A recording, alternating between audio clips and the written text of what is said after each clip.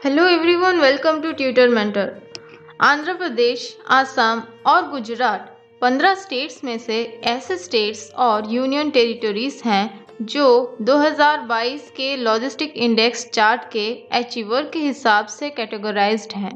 Commerce और industry minister के release हुए रिपोर्ट के अनुसार लॉजिस्टिक होता क्या है? एक पॉइंट ऑफ ओरिजिन और एक पॉइंट ऑफ कंजप्शन के बीच में एफिशिएंट ट्रांसपोर्टेशन और स्टोरेज ऑफ गुड्स के लिए जो प्लानिंग और एग्जीक्यूशन किया जाता है उसे लॉजिस्टिक कहा जाता है।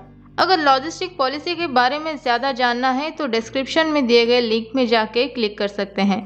लॉजिस्टिक ग्रोथ इंडेक्स एक इंडिकेटर है लॉजिस्टिकल सर्विसेज की एफिशिएंसी में एक्सपोर्ट और इकोनॉमिक ग्रोथ को प्रमोट करने के लिए, और इस रैंकिंग में केरला, मध्य प्रदेश, राजस्थान, पुडुचेरी, सिक्किम और त्रिपुरा ऐसे स्टेट्स हैं जो रैपिडली मूव कर रहे हैं लॉजिस्टिक्स में।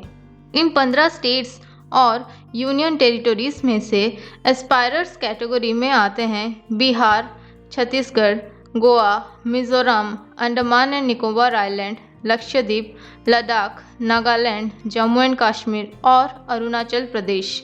अदर स्टेट्स जो अचीवर कैटेगरी में आते हैं वो है चंडीगढ़, दिल्ली, हरियाणा, हिमाचल प्रदेश, कर्नाटका, महाराष्ट्र, ओडिशा, पंजाब, तमिलनाडु, तेलंगाना, उत्तर प्रदेश और उत्तराखंड। इस रिपोर्ट में स्टेट्स के लॉजिस्टिक इकोसिस्टम के बेस पर रैंकिंग की गई है कि लॉजिस्टिक्स से रिलेटेड चैलेंजेस को हाईलाइट किया गया है जो स्टेक होल्डर्स फेस करते हैं, और इसमें सजेस्टिव रिकमेंडेशंस भी इंक्लूडेड हैं। फोर्थ लीड के अनुसार, लीड यानी logistic ease across different states, मतलब लॉजिस्टिक इंफ्रास्ट्रक्चर, सर्विस और ह्यूमन रिसोर्सेज की एक्सेस के लिए। ये एक इंडिजीनियस डाटा ड्रिवन इंडेक्स है पूरे स्टेट्स और यूनियन टेरिटरीज में। इस इंडेक्स का एम है लॉजिस्टिक परफॉर्मेंस को पूरे स्टेट्स में इम्प्रूव करे, जो कंट्री की ट्रेड को इम्प्रूव करने में और ट्रांजैक्शन कॉस्ट को रिड्यूस करने में एसेंशियल है।